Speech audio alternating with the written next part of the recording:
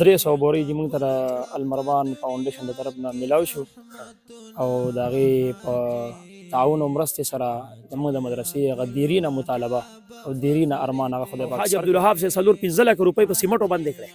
دا ډېر ګران کار دی چې ما ته یې کې نو زه 1 روپۍ ته جوړ نه یم، تاسو ورته جوړې روپۍ هر څه ورکوم خو روپۍ نه ښه خلک وایي راکه دا نه چې واله. دا یو حاجي عبدالوهاب صاحب دی چې هغه وایي واله، یوه لګي دوه لګئ، لس لګي شل لګئ، شل لګي زر لګئ. کم کار چې حاجي عبدالوهاب صاحب کوي د دغه طریقه ده. د مال هلاکۍ لګئ نه، موږ یې لګو نه. حاجي عبدالوهاب صاحب مال هلاکۍ ځای ناځای نه ګوري، غریبه کونډه رنډه نه ګوري او مال لګئ. خدای پاک دې موږ داسې په مال لګولو کې لوپران کې په څه کې موږ په نورو شیزونو کې لوپران خدای دې موږ د مال په لګولو کې په صحیح مصرف کې په کونډو رنډو په دې کې د خدای موږ لوپران کې او په دې کې د خدای موږ سخیان کې. او دا کار حاجي عبدالوهاب صاحب کوي. سیمټ به موږ الو خو د چا نه به په قرضو باندې رالو او بیا به په قلاره قلاره پیسې ورکو.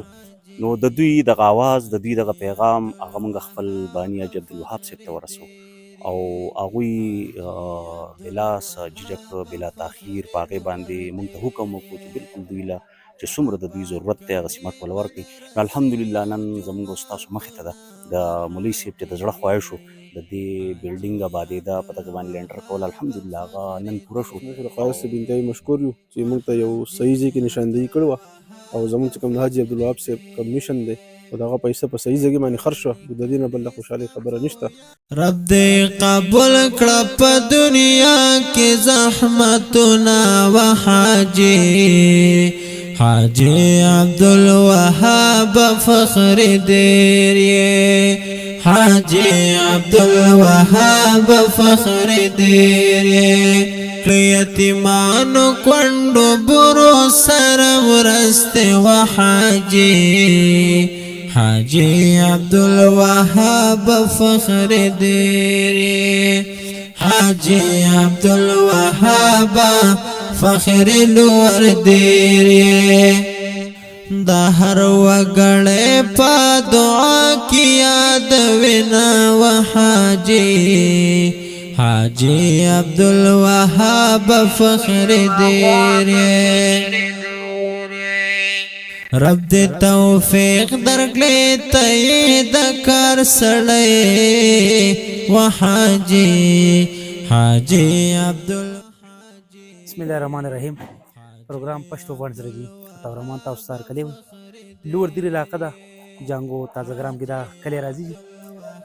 یو مدرسه وا چې تحصیل القرآن یو مدرسه وا دلته چې کوم ماشومان هغه ته ډېر تکلیف دلته یو کمره پای کې ودو اوسېده نو تکلیف یو ازمه هو شاته چې کوم کنسټرکشن وشو. ډېر محترم ډېر معزز المروان فاونډیشن چې کوم بانی دی چیرمن دی حاجي عبدالوهاب صاحب دغه د مدرسو حوالې سره ډېر زیات اکټیویټیز ډېر زیات خدمات دي. نو دوم په موږ باندې یو غږ کړی چې په 300 بوجو چې کوم سیمټ دي د هغو ضرورت و. نو الحمدلله ماشاءالله هغه چت نن وشو سر ته ورسېدو. نو خبرې کوم دغه چې کوم محتمیم صاحب دی دغه سره 2-3 خبرې کوو. السلام علیکم جی. وعلیکم السلام ورحمۃ اللہ وبرکاتہ. تاسو خیریت مو خیر دی شکر دی الحمدلله. تا راته وایي چې لینټر وشو الحمدلله خیر دی.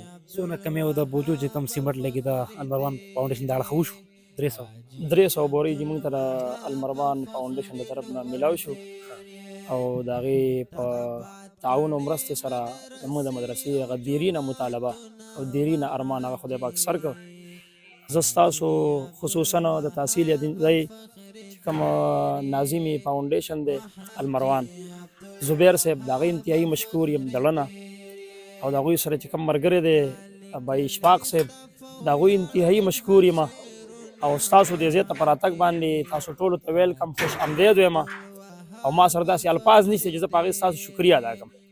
خو هغه شاعر یو شعر ویلی دی په هغې به تاسو ته هرکلی ویم ستاسو د پوره ټیم ته وایي دومره وس خو نه لرم چې ستاسو میلمستیا وکړم دا خو یو دستور دی چې شاهان دي ملنګانو ته. او د دې نه علاوه د حاجي عبدالوهاب صاحب دپاره اگر چې هغوی دلته شته نه هغوی په جوان العمرۍ کې په کم عمرۍ کې په داسې ایج کې چې هغوی کم کار شروع کړی دی نو زابل ور په پروګرام کې ومه دفتر چې کومه افتتاح وه زه په هغه ورځ وم او د هغوی خبرې ما واورېدې او د هغه چې کوم درد و هغه درد ما محسوس کړه.